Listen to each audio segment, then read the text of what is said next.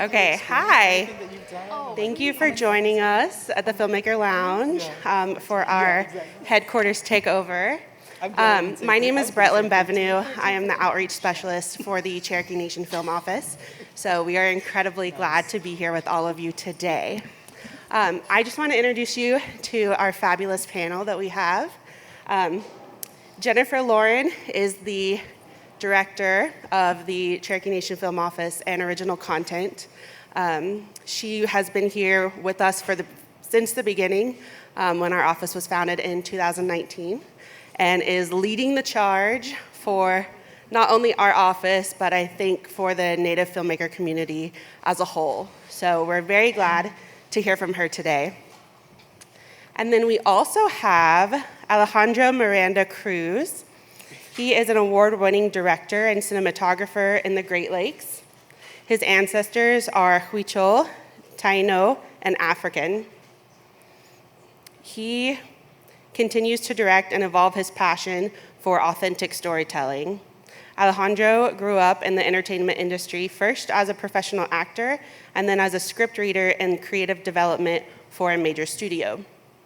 As an actor, Alejandro was routinely cast type for delinquent roles, and he personally witnessed the lack of equality and diversity on camera and behind the scenes. Since 2015, Alejandro has pioneered a methodology of filmmaking called Cinema Dignité to address the lack of diverse representation in the media. In 2020, Alejandro directed his first feature film, Trace the Line, about two young artists in Wisconsin trying to make sense of 2020. This production was 56% by Black, Indigenous people of color and 50% female. So now I will let Jen and Alejandro take over. So enjoy. Wadon. Thank you. Bretlin, you did amazing. That was a mouthful. I'm so sorry that the bio was that long. It could have been shorter. I'm so sorry. Jennifer, you have the longer bio for sure. Oh, well, bios aside, I'm grateful to be here with you all today. What a great venue. And this is my first time in person at the Bentonville Film Festival. I had a film in 2020, of course. Wah, wah. So it was virtual, and it was still wonderful, but it's really great to be here in person. So I'm actually going to be moderating our panel and being a panelist, and we do have two additional panelists who will be joining us. Their film, Land of Gold, is currently screening, and so it should be wrapping up right now, and they'll be joining us here in a little bit. And that is Pallavi, Sastry, and Nardeep, Kermie. And so they actually worked with our office, the Cherokee Nation Film Office, when they came to film in Oklahoma. So we'll get into that connection whenever they get here. But I just watched your film that is in the festival, Decolonizing Dinner.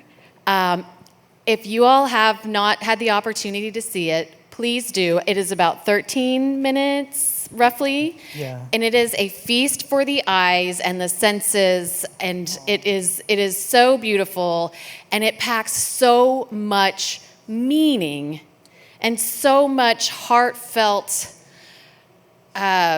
personality of the two people featured in that 13 minutes. It was just really beautifully done. I would really encourage everyone to see it, which I know you can watch it virtually on the festival's virtual site. Tell us a little bit more beyond your bio about yourself and how you came to take on this project, Decolonizing Dinner. Well, thank you so much, Jennifer. Those were such kind words. Well, and as you know, as a filmmaker as well, we put so much into our craft. So thank you for acknowledging and seeing that. Yeah, Decolonizing Dinner was such a special story, and it was a collaboration of several communities that came along. And they actually approached me to help them visualize the story, which I'm incredibly honored that they would think of me to do that. And it was just a wonderful process of listening and absorbing, being a sponge, seeing them for who they are, the work that they're doing, Elena Terry and Tony Gallardai. Elena is Ho-Chunk and Tony is Mexica. And they're just doing incredible work in Wisconsin to really bring traditional native foods to the public sector, the public eye. And in doing so, they've been really educating our community in Wisconsin, just a deeper understanding of our Native communities and what we really are trying to do, what we believe in, our culture, our history. So I just fell in love with the story. I was like, wow, what an incredible story to be able to bring healing, build bridges of empathy through food and through Native cuisine. And so I was just honored to really do everything I can to tell it with dignity.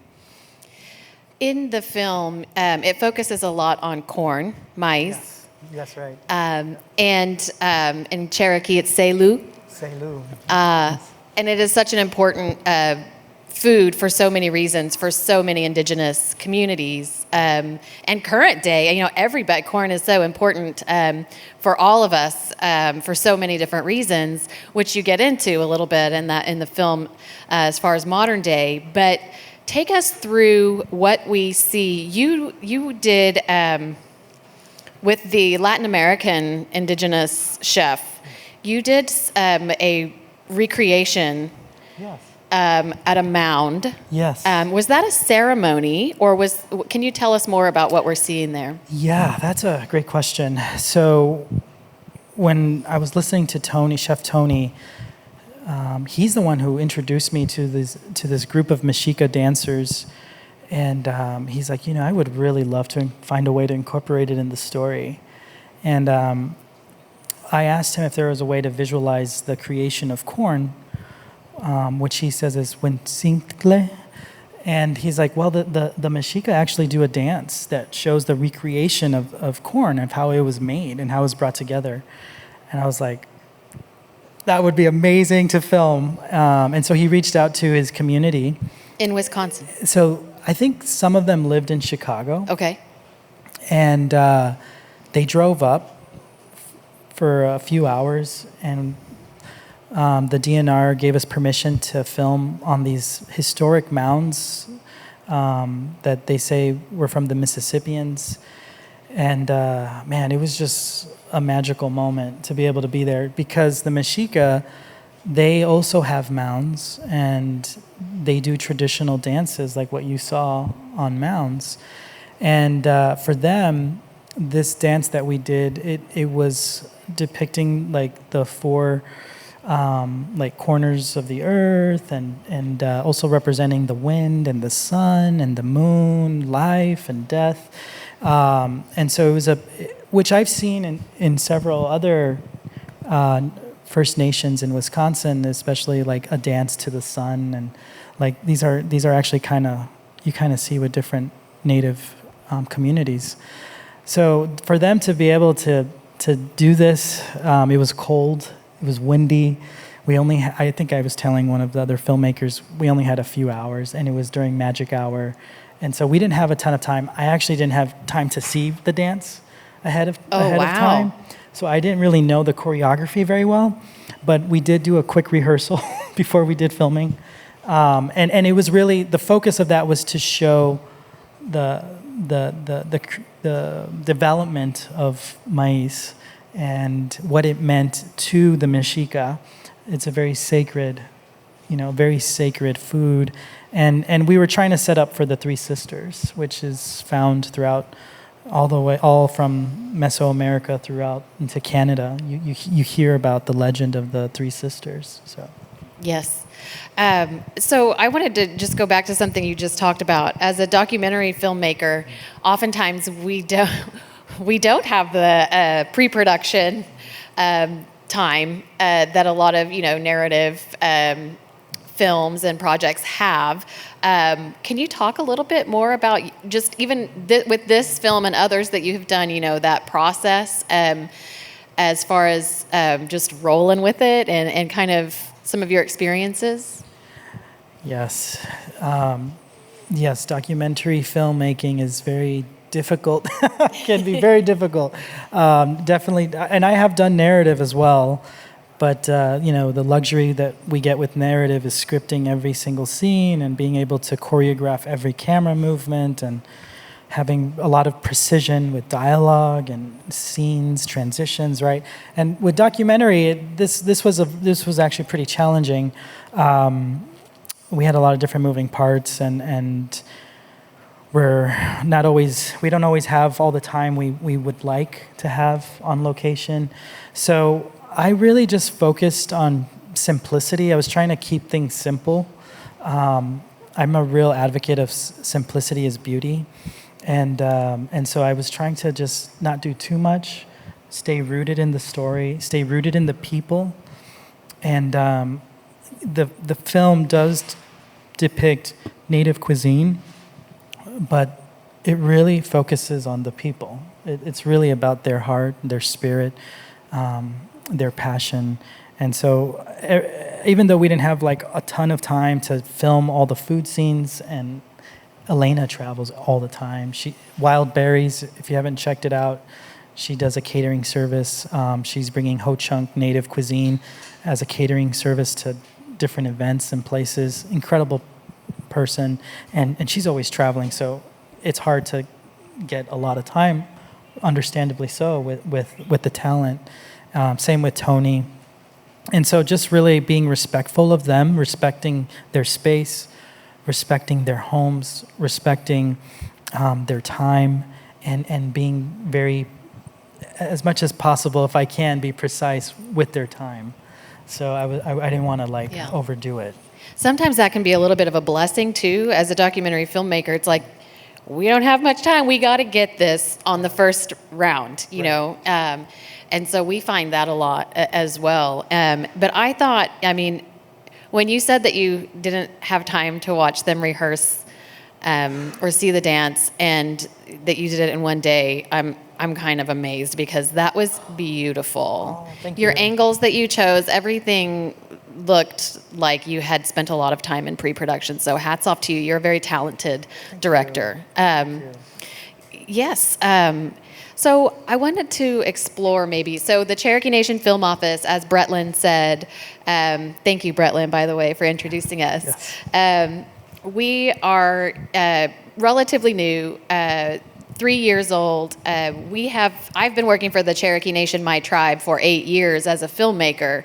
But we had so much success with what we were doing that we wanted to sort of blow it up on a global scale. And so what we do as Cherokee Nation Film Offices offer programming and initiatives and resources for other Indigenous filmmakers, or people that want to be Indigenous filmmakers, or be in the industry in some way, shape, or form. We give them resources to get their foot in the door. We have, the list of initiatives that we have is growing every day, because I feel as though there's a lot of opportunity in this space right now, as there should be, and it honestly, it should have been there a long time ago. But we're here now, and so we're really trying to make some great strides in this area with Cherokee Film Office. And I wanted to ask you about, you touched on earlier being able to, in Wisconsin, spreading the word, or spreading the stories of Indigenous people of that area, and bridging is what you said, I believe. So can you talk about kind of the importance of these stories? Oh man, I get goosebumps every time I think about it, because the Ho Chunk, the Menominee, the Oneida, Ojibwe, the Potawatomi, they've been in these lands for a long, long time. I get pretty choked up every time I think about it. Wisconsin, in the areas where we were filming, specifically like in the Dells, I'm not sure if you're familiar with it, but the Dells right now is known as like the water park resort of the world, or the US. But for them, it's creation stories. Anywhere else in the world, these are UNESCO World Heritage Sites. And instead, what you have on top of these heritage sites are these water slides. You have all these like developments and things going on, and it's really hard for me to understand, because like when you think from a Western perspective, if someone told you they knew where Eden was, you would want to protect that space, right? That would be like a holy space, like you see in Israel. It's like super, everything is regulated. Right. You can't just build whatever you want. because that's a rich history about their creation, right? Their beliefs. Well, that's what's at the Dells. Those are sacred spaces. And then I can't even tell you about all the mounds that have been destroyed, like mounds that have been in existence for thousands of years, and then they paved a road right through it. So this stuff gets me really choked up, because what I'm trying to do with these stories is to show the dignity, the history, show the richness of the culture, show the importance of this history. This is our history. This is Native America history. This is so important. Every other country in the world, they have strict rules on how they're going to build. In Rome, for example, if you wanted to build something in Rome, there's this massive, and this is Rome has its problems with government and stuff, but you can't just build, you can't just dig the earth and just put whatever you want. They have to go through this very strict process. And if they find one ceramic element there, they have to stop the whole thing, bring in all these archaeologists, examine the space, and in some cases, they're like, you can't build here. Yeah. And they give them another land to build on. We don't have that in Wisconsin. And I think it's a real shame, because this is some of the richest history. UW-Madison, is probably one of the richest archaeological sites in the nation, and they're just starting to acknowledge this history. And, so many parts of the campus are surrounding all these mounds and different aspects of rich history. I think this is super important. And if people are going to value this history, I felt like this was one small way to try to bring this into the social consciousness of our community in Wisconsin. Because I know there's good people, and I know there's people who care, and they want to advocate for treaties and First Nation rights, but I don't know. Sometimes I feel like it gets really caught up with all the politics, and you rarely see the respect that is due to the people, And so that's what I'm trying to do, is bring that honor and respect and dignity to the Ho-Chunk and the other communities there. Well, that's wonderful. We appreciate all of that. And I think that, filmmaking is really an important way to tell those stories, a beautiful way, an entertaining way, because sometimes that's what people need, is to learn through entertainment. But I also, I think, as Anthony Bourdain perfected, storytelling through shared food experiences can change everything for a person. Can you talk about some of your experiences in sharing food as a way to share a story? Yeah, that's actually, it gives me goosebumps of, I'm filled with joy with that question, because Elena and I have discussed specifically an Anthony Bourdain version, story, which she could totally do it. But yeah, that is the goal. It's just that at the end of the day, we have a shared humanity in eating. We all love to eat, and we all have different flavors, and there's different varieties of foods and to explore. And sometimes that can be a gateway to gain a deeper understanding of culture, of history, of people, of place. It's ubiquitous with wine, right? When you're getting a good bottle of wine, anyone who's really into wine, they know what they smell it, they take their time to taste it, and they're specifically trying to taste the earth, the stones, right? The variety of grapes, and then they have people that can tell you the region, and then they go deeper, right? It just all of a sudden it's then here's the history of Italy, and here's the history of how this wine came to be, right? Well, I think in a similar illustration, food is very similar. It's an amazing time capsule of history, of time, of culture, it really is something really special, because every land has its unique flavor, Is Decolonizing Dinner is your film in this festival? Is this also part of a bigger series. And is that something that you work on? Man, yeah, I would. That is a great question.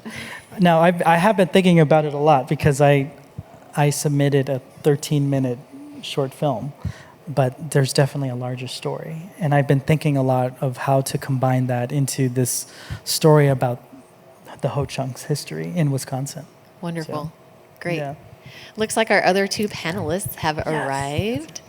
Pallavi Sastry and Nardeep Kermie. Yay, let's give them a round of applause. Come on up. Hi. Hi.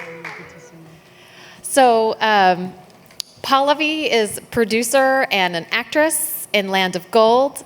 Tell me if I mess anything up. And Nardeep is writer, director, and the lead in Land of Gold. How was the screening? Very good. It was great questions in the Q&A. I gotta say, all the Q&As at this festival are very in-depth, and I really enjoy them. Yeah, it was an amazing screening. Everyone seemed to enjoy the film. It was great. I put you on the spot as soon as you sat down. I didn't even let you have like 5 seconds to sit. It's always like a weird question, right? Like, Right. how was your movie? It was wonderful. It was great. It was, It the was best so thing. good. Go see it, right? But you should all see it if you didn't get to see it in the virtual. So this is actually a really great segue. I've been wanting to ask you this question. So Alex here directed Decolonizing Dinner, which is a 13-minute short that is 2 chefs and they're Indigenous American chefs talking about corn and the different importance of corn to both of their cultures. But it is so beautiful, and you really hear these personal stories come out through food. And so Land of Gold also uses food throughout the film as a way to bring 2 different cultures together. For those of you who haven't seen it, could you kind of just give us the log line or a summary and then talk about how food is utilized in your film? Totally. So Land of Gold is about a Punjabi American truck driver who is expecting his first child and is absolutely terrified about it. And he, on his last long haul drive cross country, before his baby is due, he discovers Elena, a 10-year-old undocumented Mexican American, stowed away on his trailer. So the film is a surrogate father-daughter story between this man learning to be a father in the moment and this young woman desperately trying to seek her last remaining family member in America after an experience happened. And to speak about the food thing, we're Indian. Food is a huge part of our culture, right? Like, that's where you hang out with the family. That's where you commune and everything. And it's always been a large part of me. And the film deals with intersectional issues between the Mexican and South Asian communities, and there's a rich history in the American Southwest, in particular of Punjabi Mexicans.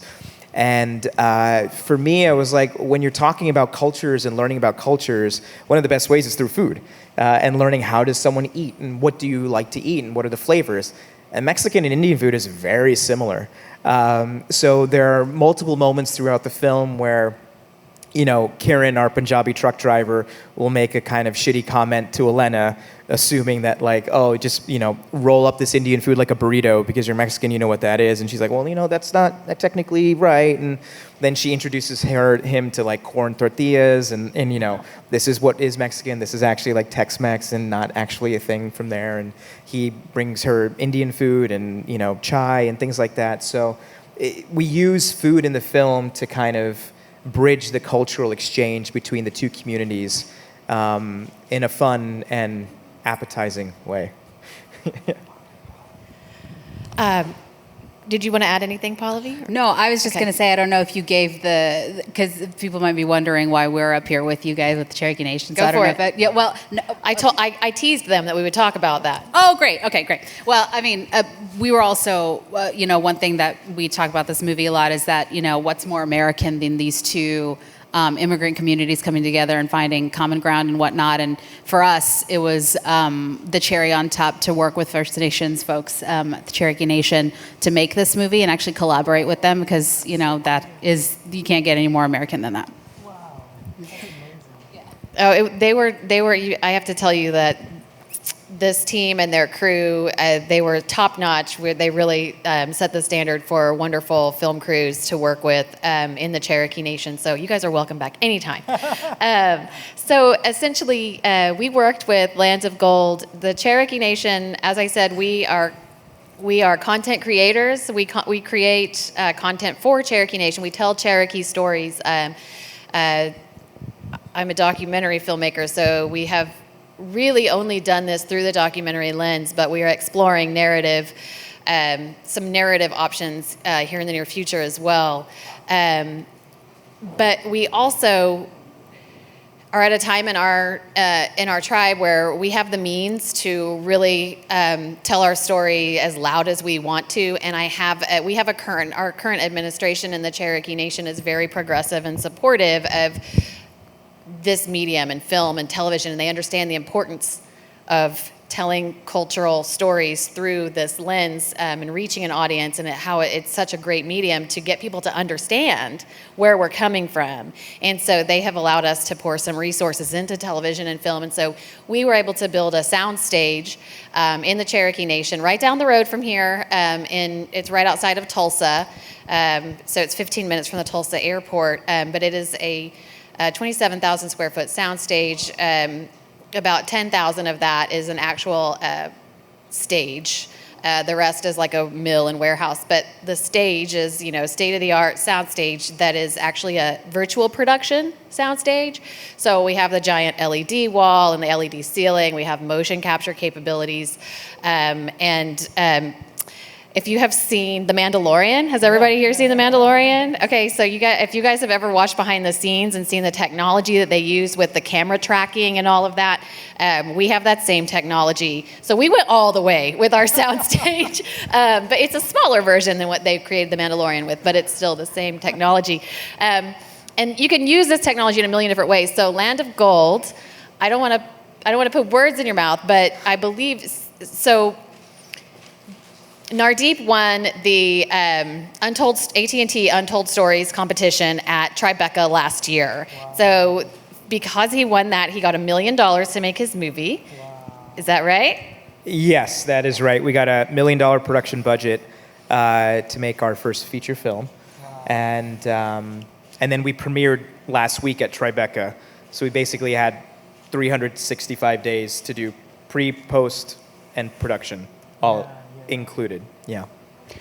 Yeah, I was going to say, I'm glad you brought up The Mandalorian, and this is really, she means it. It is state of the art, and I think without your help, the way we made the movie wouldn't have been possible. Yeah. And I think it's really important, especially regionally, for people to know that this is a resource, because you don't grow the regional film industry and the workforce and all of that stuff if you don't teach people to use these types of technologies that are being used in the hubs of the industry. And so this was a really big deal for us as indie filmmakers making our first feature. We knew we had this budget, but we needed to bring partners on board that would understand the importance of the story that we were trying to put out there and work with us to make it happen. And there was no way, it's a road trip movie in a semi-truck, so there was no way that we as producers were going to let him get behind the wheel of a semi-truck. And so the only way we were going to make that happen is, thank goodness, that there was this soundstage in Oklahoma where we were already filming, and we worked with Jen and Kevin to get into the stage and film there for about a week to do all of our driving sequences. Yeah, we got the $1 million prize, but movie making is expensive. So the Cherokee Nation helping us out and supporting us the way they did really stretched that $1 million quite a bit. Some of you have seen the movie, but for those of you who haven't, as Pallavi mentioned, it's a road trip with a semi-truck, and the second lead is a 9-year-old. She's amazing. And she's incredible, right? Yes. Thank you. Yeah. She's a spitfire. And, you're working with a 9-year-old. There's a lot of SAG rules with how many hours that we can work the child. There's got to be a studio teacher, XYZ. So, we toyed around with the idea of shooting on location with a process trailer or towing it or whatever, the semi-truck. But there's just so many things that can go wrong there, and you're limiting the amount of creative time you have because there's so much logistical stuff that you got to get through. So the opportunity to shoot in the studio, it opened up so many creative possibilities shooting on that stage. Like we shot plates that played on the wall, so we got to dictate when scenes took place in the time of day, which suddenly adds this really deceptive production value to the whole thing, because suddenly not every scene's at night or not every scene's just during like high noon. It's like, oh, this is at sunset or this is at twilight, and we got to do it in the safety of a studio where there was like a green room and there was, spaces for people to sit, a makeup and hair room, and we didn't have to feel like we were doing crazy logistics. There were some logistics, like we drove the semi-truck underneath that ceiling and the wall and everything and positioning it, and there's the tech aspect of it, but we shot a road trip movie in comfort, which is kind of unheard of, and then to do it with a semi-truck, is insane. And the road trip went from where to where? Yeah, the road trip was from Bakersfield, California to Boston. Oh, wow. So, We did all of that in the state of Oklahoma. Yeah. One day in Boston for our lighthouse, because you can't fake that. But yeah, everything was done in Oklahoma. All our on-location stuff was done there. So then to be able to do, and it wasn't even just the driving sequences in the truck. So you'll see the film, I'm sure, or not, fine. But, you have to see it. You will love it. Yes. But so all the driving sequences were done in their studio, but also there's a really beautiful scene where the two characters are sitting on top of the trailer looking at the stars with a telescope. And we did that in the studio as well, because we literally the night before we went outside of the studio, we filmed plates, just like a 360 plate of what was around, and then we put that on the wall. So suddenly we didn't have to do any rigging or safety issues with getting like a 9-year-old on top of a trailer, like a Mack truck trailer. We were able to do it in studio, and it's seamless. It's really incredible what the virtual production aspects of this can do for filmmakers, but indie filmmakers in particular, because you can stretch your mind and can stretch your budget in a really beautiful way. Well, I was going to say, I think, it just comes back to the education, right? The fact that you have this facility and that we worked with people from your team to make this happen. I mean, they have skills that, a lot of people don't already. Yeah. They're my unicorns, as I call them. So the people that work in our facility are really talented, and they could be working in Silicon Valley or wherever they want to be, but they also love to be close to family and home in Oklahoma, so I feel very lucky to have them on our team. But I wanted to sort of bring the discussion to, again, the storytelling of Indigenous Americans. We have a film screening tomorrow. It's called Signature, the Cherokee Speaker's Role, and it's about a 25-minute long documentary on the efforts to revitalize the Cherokee language, which, like many Indigenous languages, has seen better days. And so the first step in trying to revitalize our language is to find the people who speak it. And that is not an easy task. The people in the Cherokee Nation who speak the language are generally very traditional people that live in small towns. And so the film follows the journey of our language revitalization, people who've been tasked with this job, following them out into the communities looking for Cherokee first language speakers.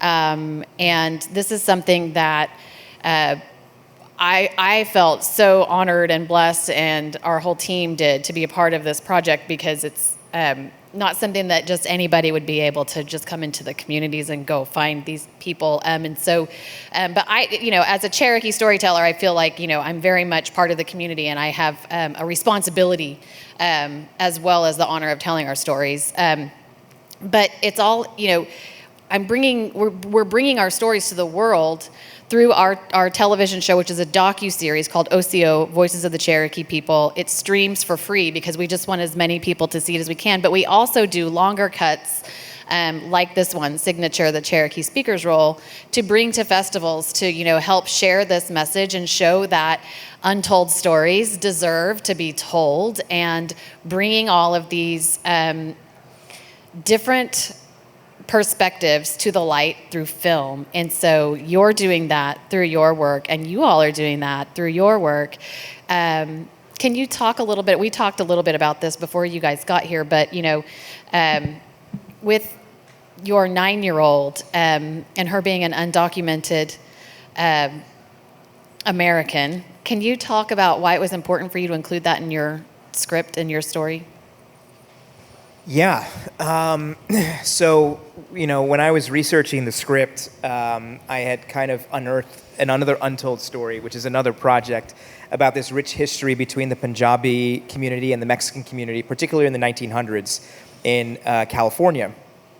And America passed an immigration ban, as we do, that was targeted against Asians. So what happened was you had these these Punjabis and these Mexicans marrying and forming this beautiful Punjabi Mexican community. So as I was researching that, it was around the same time that we were kind of flooded in the news about these families being separated, these child separations experiences that they're still happening, and it's devastating to think about what our country is doing to people who just are trying to live.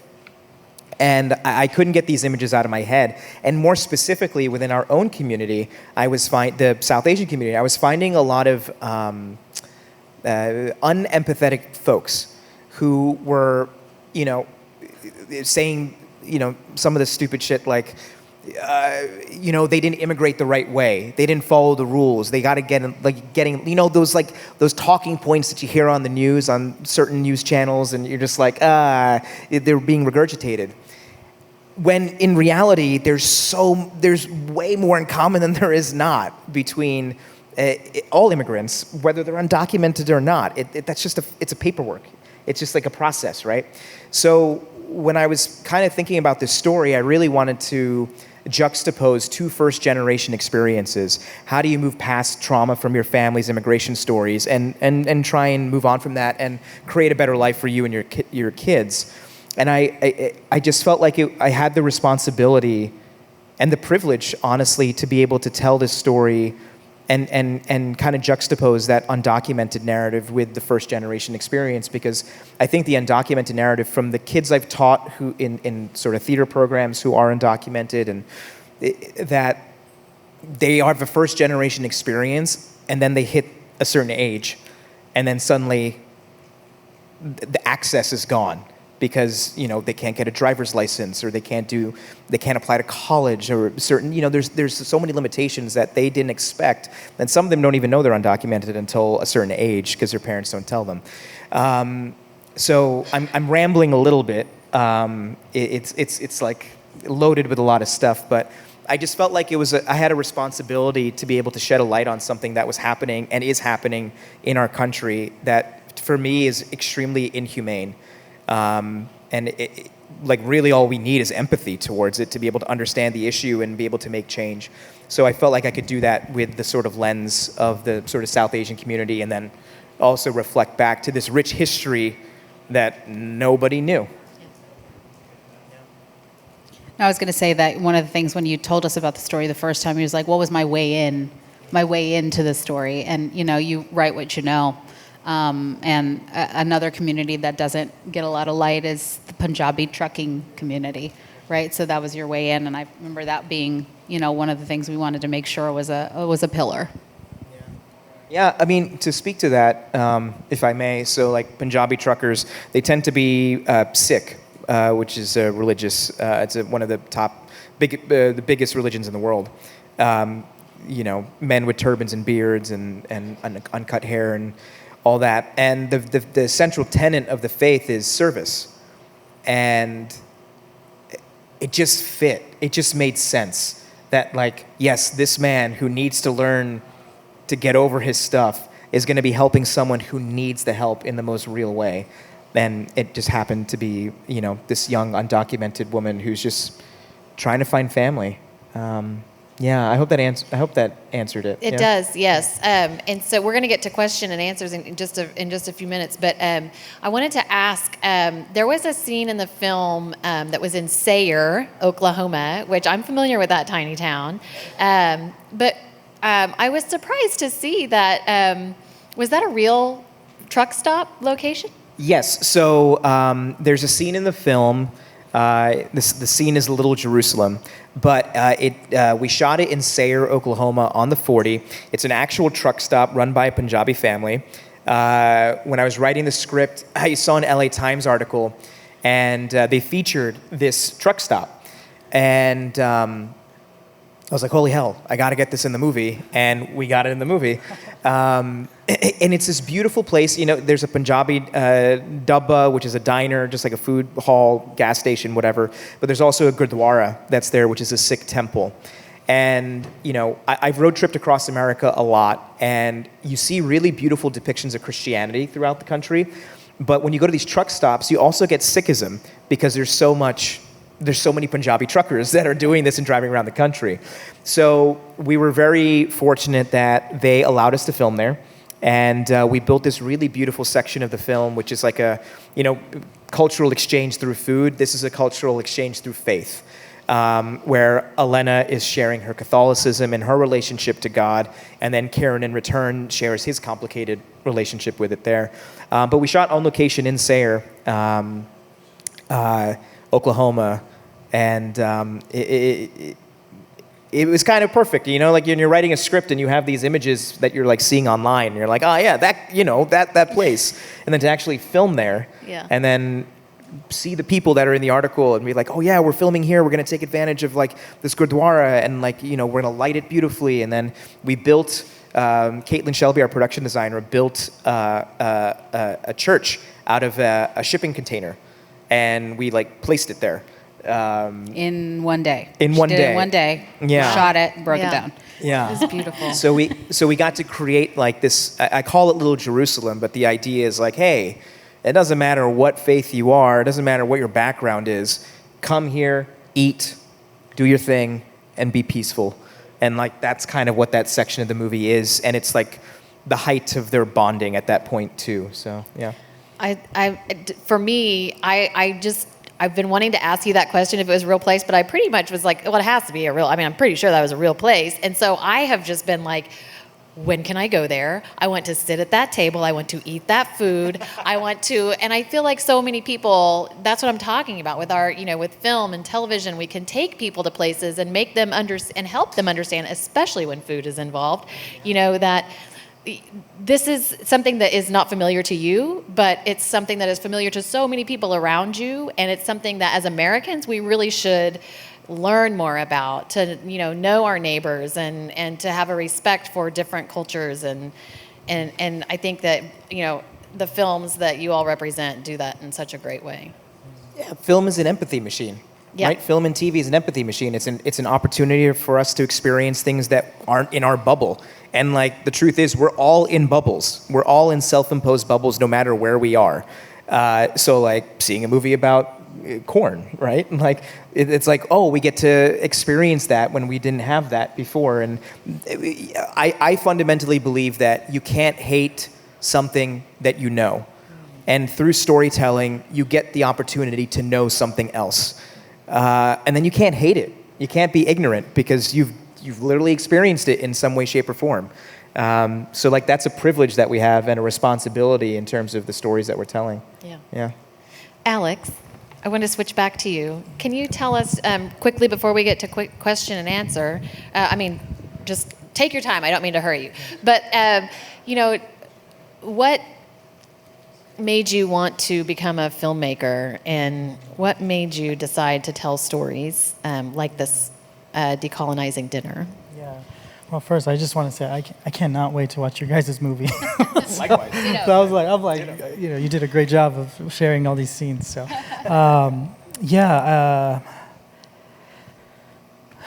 you kind of touched a little bit about it, like the empathy machine. So I grew up in the entertainment industry. When I was 8 years old, I was an actor. I was in it for 15 years. And for 15 years, I was cast typed as a delinquent or as a gang member or, someone who needs to be saved or someone who needs, someone's in poverty or something like that. So I think that has a major influence in my career today as a director, as a writer-director. And another thing is like what you were sharing. I really do believe that media influences the way we perceive the world and how we perceive each other, how we perceive the land, our spaces that we occupy. And for over 100 years, you've had a lot of tropes, which I'm so honored to be here at Bentonville Film Festival, because what Gina and Wendy and what the foundation has been doing is really challenging these tropes, stereotypes of how women are depicted in film. And for me, as a Native filmmaker, how BIPOC communities are depicted in film. I think we all have a visual of what that looks like. So that's been a major driving force for me specifically, is really, if I can depict dignity with my stories, that's what I'm going to try to do. And so I've been developing, Bretlin was saying, cinema dignité. I've been trying to really be intentional about my approach, about how I tell stories, and more importantly, who should be involved in the storytelling. Like, I can't be telling everyone's story. I'm not Cherokee, I'm not Punjabi, even though I look like I am, And I would love to learn Punjabi. I have a friend. I was like, you got to teach me, because I would have so many more friends. But I really care about who's involved, because filmmaking is such a communal art. There's so many people involved, and that's something that I hope to do more with my filmmaking approaches. Is really include, right? Which is one of the taglines from the festival. Include the right people into the stories. Excellent. Okay, I wanted to open it up for Q&A. Does anyone have a question for anyone up here? Crickets. Nothing? Anybody interested in how to shoot on a sound stage, maybe? So I will pose the final question then. If we can start with you, Alex, and then go down the line. What is next? I know it's always a silly question to ask when you've just rolled out a film. You're at a festival to do screenings about it. It's like, what's next? Oh man, that is. What are your goals? Yeah. This is us. This is us as filmmakers. We're always ready. We're always moving to the next, right? It's like what we're working on next. Unfortunately, yeah.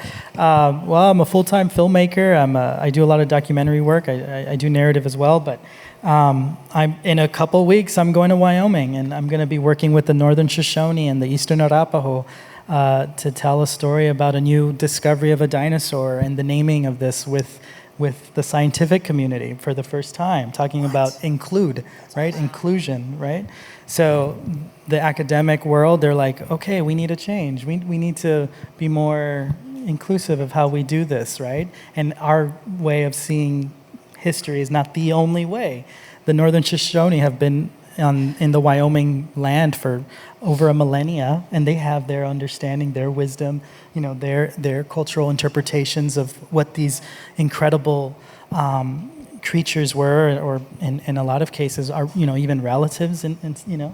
So so I'm very excited to be part of that journey and to be what goes into a name, and then I'm working on another project on how atomic weapons have affected Native Indigenous communities on the Marshall Islands, as well as in New Mexico and Arizona, and how they've also affected allied forces. They're actually designated, there's a designated name for these veterans. They're called atomic veterans.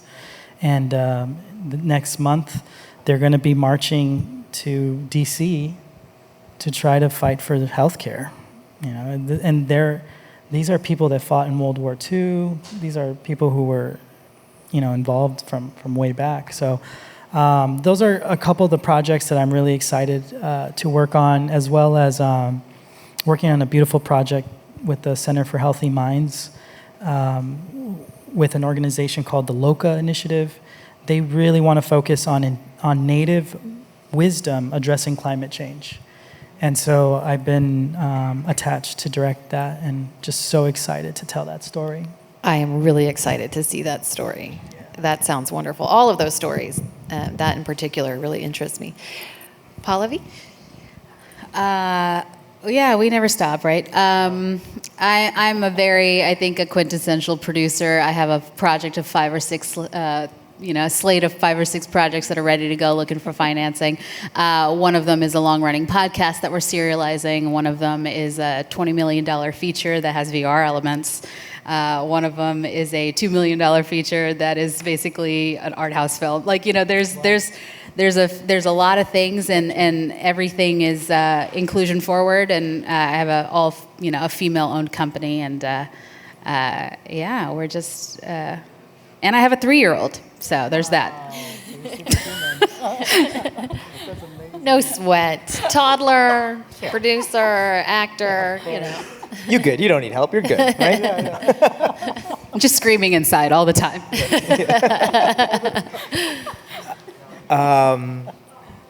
Gosh, these projects are, man, we're talking. We're going to talk.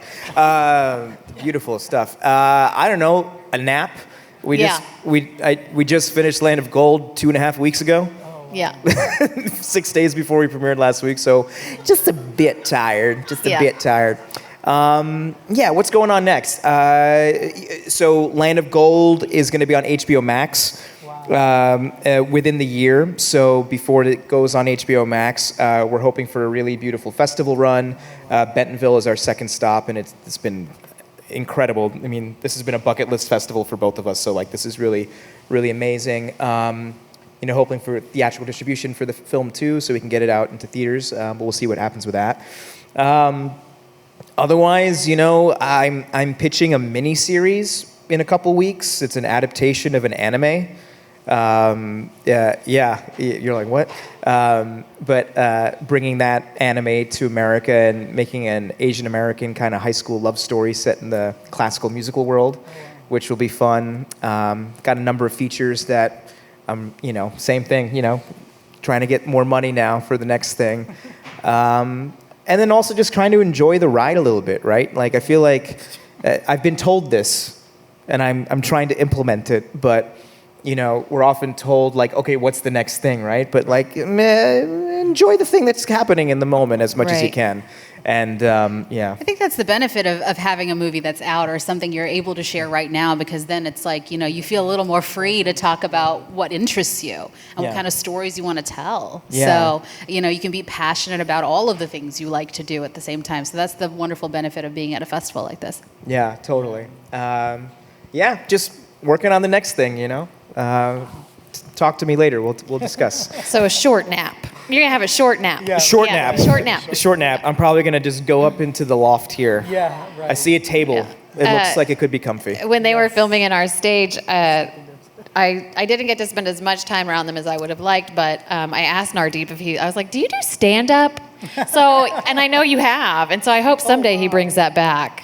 Do Stand-up? Stand-up comedy, yeah. Oh, man. Yeah, I really thought you were going to say that when you were there, you caught us napping. That's where you were going with that. I probably was. I gotta say, the stage is comfy. That stage is comfy. There was a chair there. You gave us a little room, right? You gave me that one little room, and you're like, this is your quiet room in case you need to get away from everybody. And there was a moment where I had 5 minutes in there before the knock came. Yeah. Oh, those 5 minutes. Let me tell you. Whew, they were great. No, I'm kidding.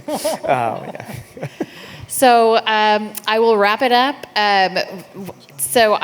We actually, our film office has several documentary projects locked and loaded and ready. So we're in production on some form of production and pre-production on a documentary on the cultural significance of the endangered species, the red wolf, and its cultural significance to the Cherokee Nation. We have a wolf clan, and it's based off of the red wolf, so we're in the middle of production on that. And then we have one that we are just starting on boarding schools in the Cherokee Nation, which boarding schools in the Cherokee Nation have depending on who you ask, it's a totally different story. It's a very complex issue. And so we're going to explore that. And then you mentioned earlier about the mounds and how there's a road where there used to be a mound. So that is our Cherokee story. So we also were mound culture back in our homelands in North Carolina.